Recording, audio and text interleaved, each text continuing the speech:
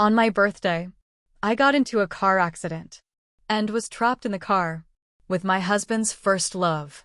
My doctor husband rushed to the scene and chose to save the frightened her first. I was stuck in the deformed seat, covered in blood, and pleaded for his help, but received a cold. She's pregnant.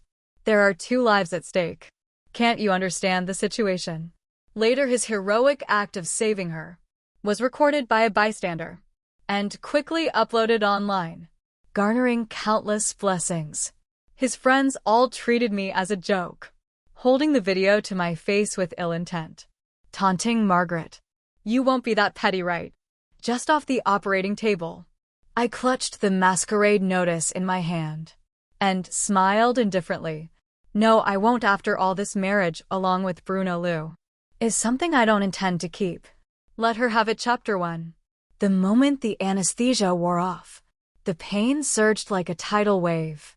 I lay in the hospital bed, pale and trembling uncontrollably, unable to withstand the searing agony in my chest. That felt as if it had been pierced by a sharp weapon. In front of me, a video kept looping on my phone. At the scene of a car accident, a man rescued an injured woman.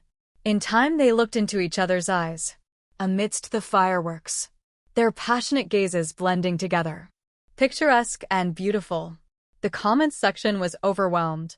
A hero saving a beauty brought to life, so sweet. The lingering look in their eyes, definitely true love. Crying handsome man and beautiful woman. They should be locked together with a lock. I'll swallow the key. Everyone praised them as a perfect match. If that hero wasn't my husband Bruno, and if I wasn't the unconscious one at the scene of the accident, I could have calmly offered my blessings too, self-destructively pulling the progress bar repeatedly. I held back for a long time, but still couldn't stop the tears from falling. Embarrassingly, today is my birthday. Bruno had promised to celebrate it with me, but Camille just said, Bruno, my stomach feels a bit uncomfortable. And he turned around to pick her up, without a second thought, to rush to the hospital in time. He anxiously stepped on the accelerator, causing an accident halfway. Because of Bruno's timely protection, Camille was only frightened. I, however, crashed into the car door due to his sudden turn, and was trapped in the deformed back seat, unable to move. My lower body suddenly bled profusely, and the sharp pain in my lower abdomen caused me to lose consciousness. When I struggled to call for his help, I received a cold. Millie is pregnant. 2 lives.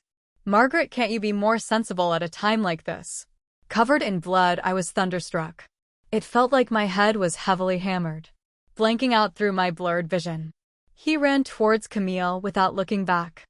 I heard him tell her not to panic, that he was there. His tone was gentle with an imperceptible tremble. He was so afraid Camille might get hurt. Smelling the nauseating gasoline, I completely passed out. Fortunately, I survived, but at a terrible cost. Gently stroking my aching lower abdomen, I smiled self-deprecatingly and turned off the looping video. For a moment, it seemed meaningless.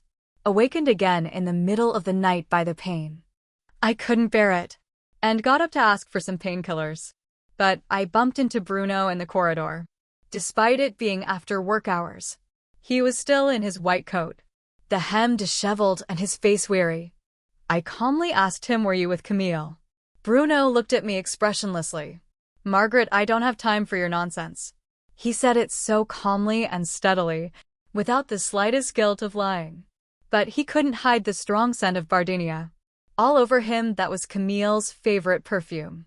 How intimate must they have been for the scent to cling so stubbornly. Looking at Bruno, I suddenly felt no emotion. Let's get a divorce, Margaret. What are you making a fuss about this time? Bruno's face changed. He said impatiently, just because I didn't celebrate your birthday. I didn't answer, but he seemed to assume it, his lips curling into a cold smile. Millie is having a hard time with the pregnancy. Now, as a friend, what's wrong with me taking care of her a bit more? You're just petty and overly dramatic. Simply incorrigible. Bruno was about to continue scolding when his phone suddenly rang. His previously stern face softened instantly. No need to guess, it must be Camille. Facing his former first love, Bruno never hesitated to show a bit of tenderness. After hanging up, he hastily threw out a sentence. "I've been really busy lately. I'll make up for your birthday another day." Then he turned and left with big strides. Bruno was always like this. Every time he abandoned me for Camille, he would give me a sweet treat afterward to compensate. He couldn't see the pale hospital gown on me. Not a word of concern or worry. Even though I almost died in front of him, there was not a hint of guilt. His mind and eyes were full of Camille. I used to be trapped in a self-deceptive marriage, binding myself in a cocoon. But now I am truly tired. I raised my hand to wipe away the coldness on my face, and I truly no longer felt sad. Chapter 2. No one would believe it if I said it. It was Bruno who pursued me initially. We met through a blind date, sharing some similar hobbies. Later, after chatting in detail, we discovered that our parents had been friends for many years. So, it was only natural that we stepped into the halls of marriage. I knew he had a first love whom he had been with for 7 years, but we were all adults. I believed he would handle everything well. Yet I was too naive. Ever since Camille returned to the country pregnant, my life turned upside down. The always calm and self-possessed Bruno completely changed. When I had a high fever, he accompanied Camille to the countryside to watch the stars. On our wedding anniversary, he went to Camille's house to fix the plumbing, leaving me alone in an empty restaurant. If I showed any hint of complaint, it became ugly evidence of jealousy. Although I was his wife, I became a secondary choice. But all the heartache and grievances in the future have nothing to do with me anymore. Before logging out of WeChat, I saw a message from the research director. Once again, she was urging me to go abroad for further study. Actually, she had mentioned this to me as early as 6 months ago. At that time, I had politely declined because of the long 2 years. And because I couldn't bear to leave Bruno. I just wanted to live a simple and stable life with him. But such a small wish Bruno couldn't fulfill for me. I took a deep breath and called the director directly. "Director Son, I wanted to ask, is the opportunity for overseas training you mentioned earlier still available? Maggie, have you finally figured it out?" Director Son on the other end was stunned, then happily exclaimed, "Of course, I've kept the spot just for you. There's less than a month left. Can you get ready in time?" I promptly made an online appointment for a divorce application. Don't worry, everything will be on time this time. It's enough to get a divorce. Chapter 3. The next afternoon, I packed my things and called a cab to go home. By the time I got home, I was exhausted. I entered the guest room, lifted the covers, and fell into a deep sleep. I was awakened by the sound of knocking. "Margaret," it was Bruno's voice. Unusually, it carried a hint of urgent annoyance. Unable to bear the noise, I reluctantly got up to open the door. Outside, Bruno was glaring at me angrily, his gaze full of reproach. Why was he suddenly so angry? I didn't understand. Yawning, I said, "Sorry. I was too tired and didn't hear you." "Why didn't you call me when you were discharged?" Bruno asked with deeply furrowed brows. I was quite surprised. "There's no need to bother you for something so trivial. A car accident injury is considered trivial." Bruno looked at me with reproachful eyes. "Margaret, did you deliberately harm yourself to spite me? How could you do something so reckless? Being scolded for no reason." In the past, I would have definitely argued with Bruno. But now I just smiled calmly and serenely. "You're overthinking," the doctor said. "I've recovered well and allowed me to be discharged. Thanks for your concern." My attitude was polite, but distant. Bruno was stunned. He was about to speak when a woman's coquettish voice came from behind him. "Margaret, you're home. Why didn't you tell me?" In the middle of the night, Camille appeared in a cool camisole nightdress, looking completely at ease, as if she were the mistress of the house. Instinctively, I glanced at Bruno. He rubbed his nose unusually uneasy. Millie's house suddenly had a leak. And since she's pregnant, I couldn't leave her alone. Pregnant women do need special care, I understand. Bruno was momentarily stunned. I smiled at him. Margaret, you're not angry. I chuckled. Helping friends is normal. Especially since she can't be alone right now. And you're a doctor. It's your expertise. Hearing this, Camille's expression changed slightly. And Bruno looked utterly incredulous. I waited a while, seeing him still standing there. I turned to go back to sleep. But Bruno suddenly grabbed my hand. No, Margaret, I know you must be angry. Now it was my turn to be stunned. I saw Bruno press his lips together. You didn't react like this before. I couldn't help but recall the past. Whenever Camille called, he would always go to her, never missing a call. We had countless arguments over this. I had cried, raged, and even scratched his face hysterically, like a madwoman. But he remained unmoved. He would even scold me back. A person with a dirty heart sees everything as dirty. But now facing these two again, I felt no emotion at all. I didn't love him anymore. Naturally, I didn't care. So I politely withdrew my hand. It's late, don't overthink it. Bruno stared at his hand, paused midair. Bruno, my stomach suddenly hurts. Camille suddenly clutched her abdomen. Her eyes red, looking like she might faint any moment. Millie, Bruno shouted, his brows full of anxiety. He unabashedly held her in his arms, turning to glare at me. Margaret, I thought you'd change, but I was wrong. Being petty with a pregnant woman. Aren't you afraid of karma? With a loud bang, he left with Camille slamming the door. Such things had happened many times before. But this time I felt no waves in my heart. I went downstairs, made myself a late-night snack. Ate too much and couldn't sleep. I lay in bed playing on my phone, and accidentally saw Camille's post. From 3 minutes ago. At the hospital, she leaned intimately on Bruno's shoulder. Bruno slightly bowed his head, his slender fingers gently stroking her protruding belly. The caption read, "My Bruno will be the best dad in the world."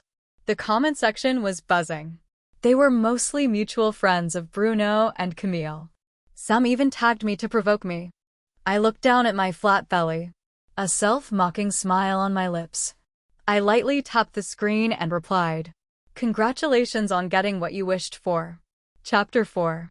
In the days that followed, Bruno didn't come home. I enjoyed the peace and focused on my recovery. In the meantime, I contacted a lawyer and got a divorce agreement drafted. Before I knew it, it was time for my follow-up appointment. At the hospital, I didn't expect to run into Bruno. The moment he saw me, his face turned cold. That post on Millie's WeChat was just a joke. You provoked her, and pregnant women are sensitive. If something happens to her and the baby, can you take responsibility? If something happens to her and the baby. Bruno's words suddenly reminded me. Memories I had tried to forget came rushing back. The car accident, the blood, the unconsciousness, the sympathetic look from the doctor on the operating table, and the form I forced myself to sign for the induced labor. I stood frozen, my heart feeling as if it were being torn apart by giant hands. The pain suffocating. Seeing me remain silent, Bruno assumed I felt guilty and grabbed my hand. Without further ado, today, you must apologize to Millie and get her forgiveness. Though I had been resting for several days, the merriment caused by the car accident had left me weak and exhausted. Bruno forcibly dragged me into Camille's hospital room. It was crowded with people. As soon as they saw me, their faces showed disdain. These were the same people from the comments section. That day, upon entering the room, Camille casually mentioned she wanted to eat mangoes. Bruno's hands didn't stop moving. He normally didn't like eating fruit, and as a doctor he was very particular about his hands. I remember once during my period, I asked him to make me a bowl of brown sugar water, but he coldly refused. "Margaret, I'm a doctor, my hands are very precious. Can't you order takeout?" But now he let the sticky juice soak his hands. patiently peeling a whole plate of mangoes for Camille. It was treatment I had never received. The mocking gazes directed at me grew more intense. Witnessing all this, I remained calm. We were getting divorced. It had nothing to do with me. Camille, as if just realizing it, teased Bruno. Come on, Bruno, you're so good to me. Margaret must be dying of jealousy. Bruno stopped what he was doing, glanced at me intentionally, and sneered coldly. Can't you do things yourself without me reminding you? He then tossed a mango from the fruit basket at me. I instinctively caught it and placed it on the side table. Seeing my series of actions, Bruno looked momentarily stunned. I knew what he was surprised about. He had given me an out, and I hadn't gratefully accepted it. Someone rolled their eyes. Oh, she's gotten smarter. Knows how to retreat to advance. What a tactic. Hearing this, Bruno's stern expression inexplicably softened a bit. He continued peeling fruit for Camille, but his gaze kept lingering on me, as if trying to catch a moment of my losing composure. But I remained indifferent, staring out the window. Under the harsh lighting, his face darkened a bit seeing this. Camille's eyes glistened with tears, as she cautiously said, Margaret, if you mind, you can have all these mangoes. Her pitiful act made me look like the bad guy. This was Camille's usual petty tactic. She wanted to provoke me on purpose, waiting for Bruno to scold me. But I no longer cared. I smiled calmly, stood up, and was about to leave. But Bruno suddenly stood up and blocked my way, frowning at me. Margaret, why aren't you angry? What are you talking about? I looked at him in confusion. His gaze became a bit frantic. I'm taking such good care of Millie. Doesn't it bother you? I replied politely. You're friends. It's reasonable to care for each other. No, it's not reasonable. Bruno pressed his lips tightly, his eyes reddening at the corners. Why are you ignoring me? Not getting jealous. You weren't like this before. Next to us, Camille's expression nearly broke. Bruno, what are you talking about? Shut up. Bruno uncharacteristically shouted at Camille. Everyone was stunned. Even I was somewhat dazed. This kind of anxiety and restlessness, it used to be me. The commotion caught the attention of the ward doctor. He looked somewhat familiar. He was the doctor who had urgently treated me back then. Upon entering, he first asked me with concern, Miss Gu, how have you been? Any more vaginal bleeding? I hadn't had a chance to speak. Vaginal bleeding? Margaret, do you have some kind of disease? Oh, should I not have asked? Camille exclaimed in shock. She looked innocent and surprised, but her eyes were filled with malice. It even caught the attention of passers-by. Outside the door, the gazes directed at me were full of mockery and undisguised humiliation. But the next moment, vaginal bleeding in women, excluding pathological issues, is a normal physiological phenomenon. If you don't understand, just shut up and stop misleading people. The doctor scolded Camille, then turned to look reproachfully at Bruno. Your wife just had a miscarriage from a car accident. Her body is weak. How can you lose your temper at her as her husband? Chapter 5. The ward doctor didn't stay long. After a few admonishments, he left the room. But even after 5 minutes, the room remained deathly silent. Everyone's eyes kept darting between Bruno and me, but no one dared to speak. Finally, Bruno broke the silence.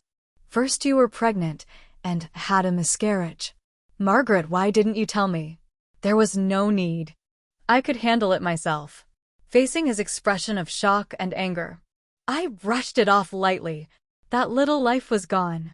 There was no point in saying more. Seeing my indifferent expression, Bruno suddenly got angry. Margaret, that was my child too. How can you say it was unnecessary? His voice was hoarse, his face filled with disbelief. Meeting his red-rimmed eyes, I sneered, are those crocodile tears? I hadn't intended to mention the child.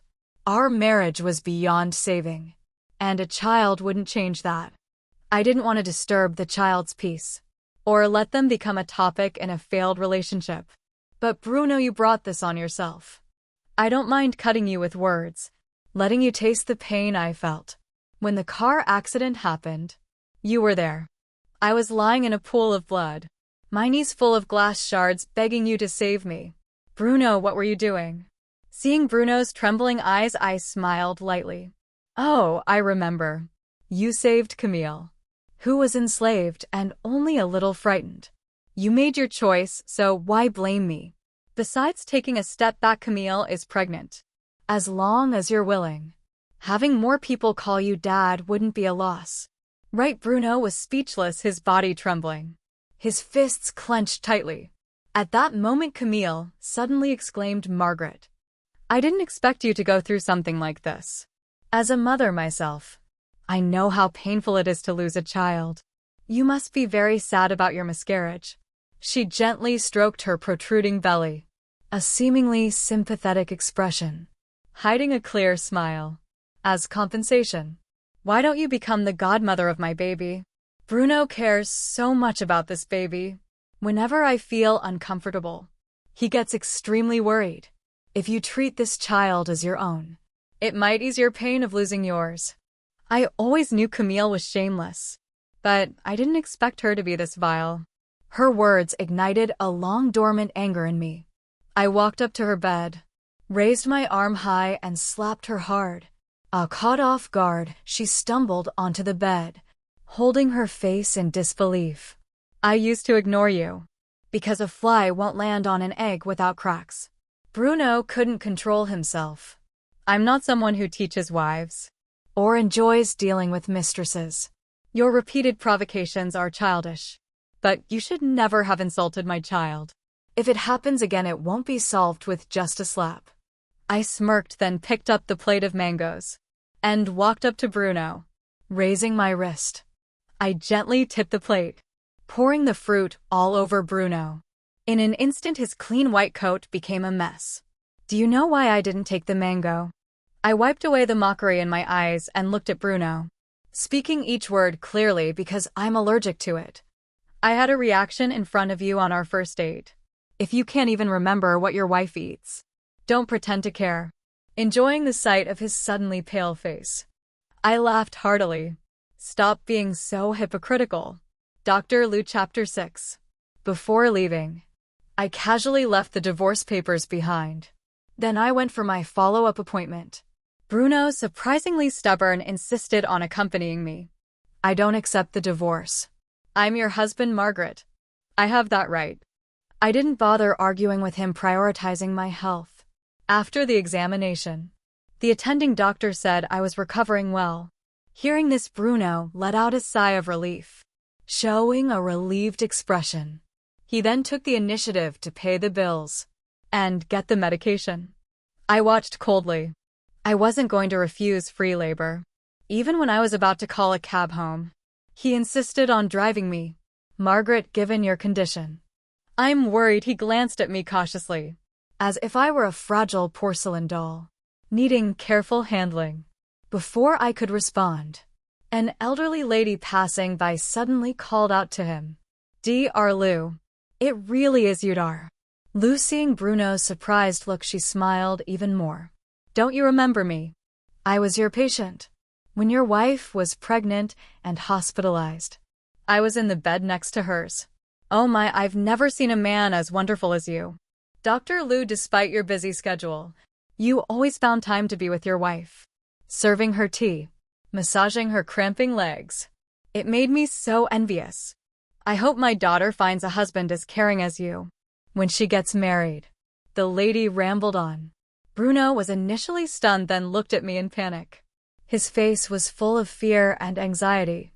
I listened calmly, feeling the weight of Bruno's meticulous care for Camille. After chatting for a good 5 minutes, the lady finally noticed me standing there. Oh, is this one of your patients? Dr. Lou, oh, I'm so sorry for holding you up. I smiled but said nothing, not wanting to be associated with Bruno. We would soon be strangers after the divorce. But for some inexplicable reason, Bruno grabbed my hand, telling the lady, No, this is my wife. Oh, your wife? Wait, your wife. The lady's face turned from shock to disdain in no time. Her gaze towards Bruno became filled with contempt.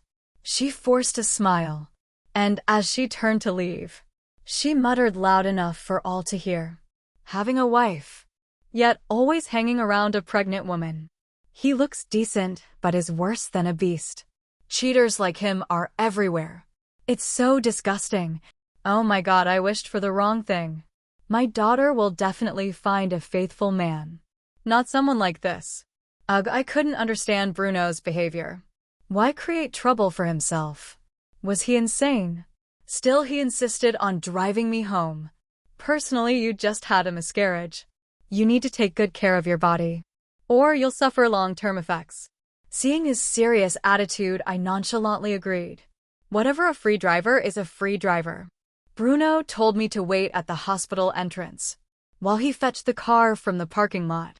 Before leaving, he tightly gripped my hand. Wait for me 5 minutes, okay? His usually cold eyes held a hint of pleading. I agreed, but after 10 minutes of waiting, there was still no sign of Bruno or his car. I glanced down, opened the ride-hailing app on my phone. 15 minutes later, I was safely home. As I sipped a warm cup of milk, the door opened again. Bruno appeared at the door looking disheveled. He tightly pressed his lips together and looked at me. Just a little more time, Margaret. Why didn't you wait for me? Chapter 7. Why didn't I wait for him? Good question. Flipping through the documents in my hand. I didn't look up.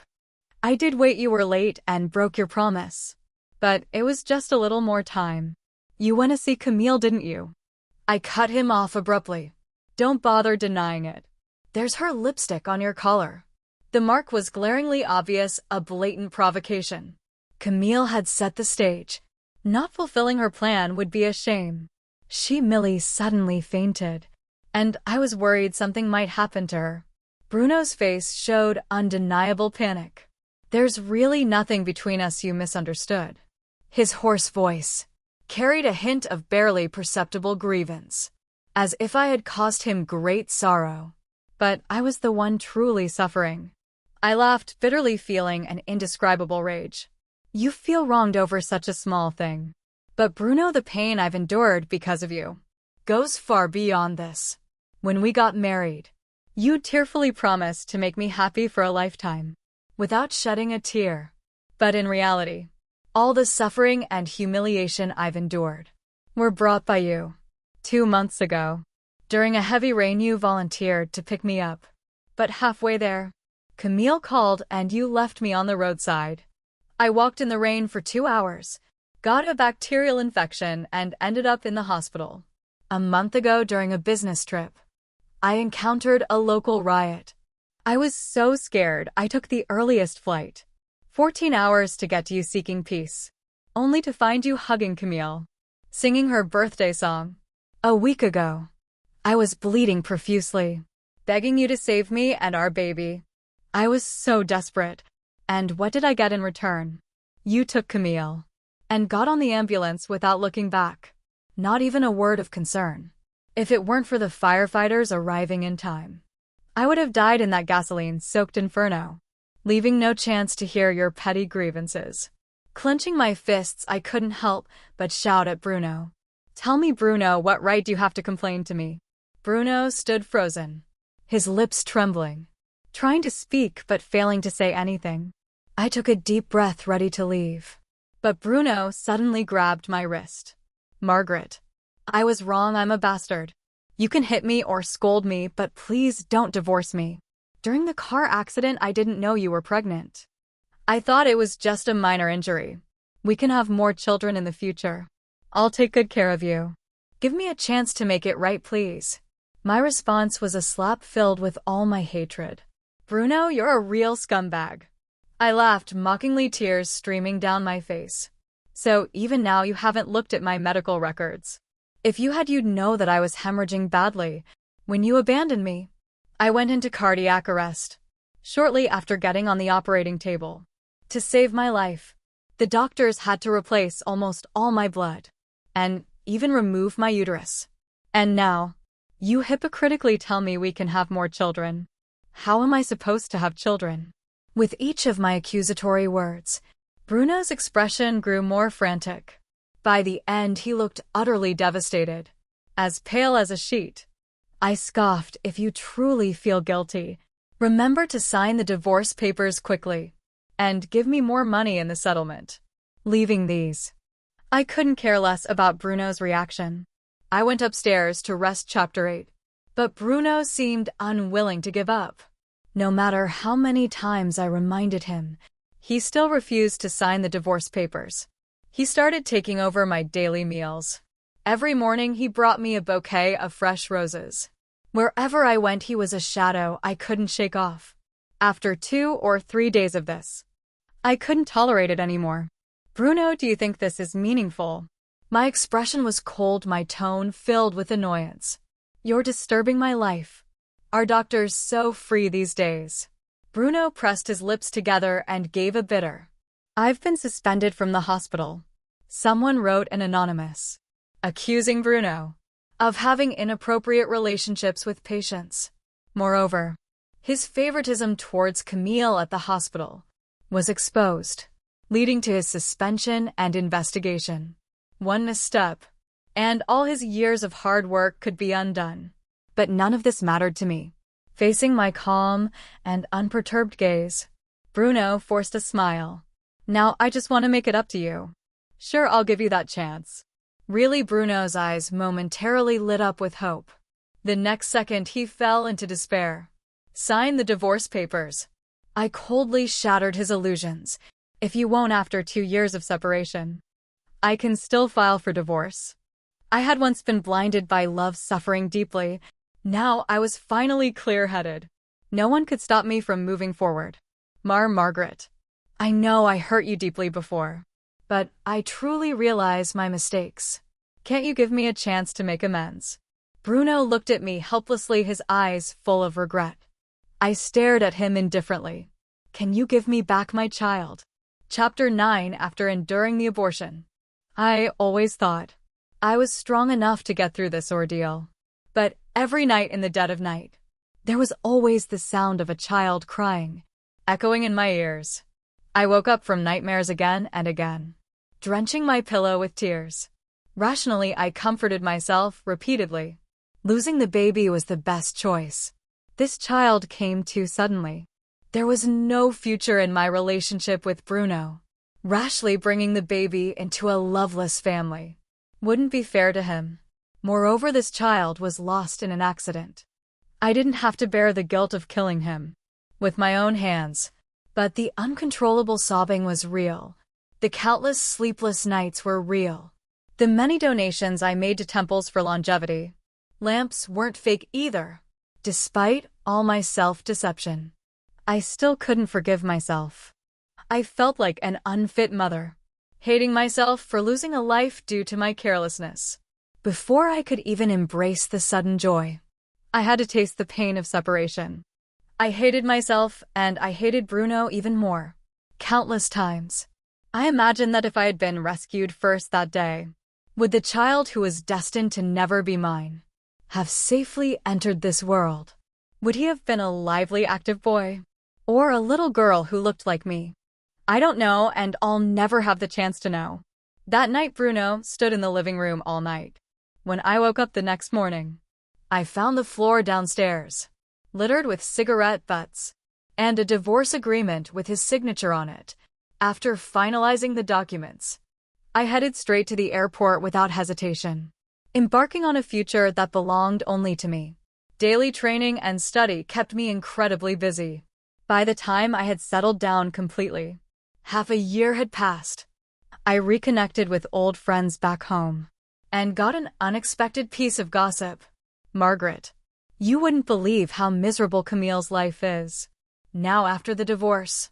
To avoid unnecessary trouble, I announced it on social media with the excuse of, the feelings have faded, returning to being friends.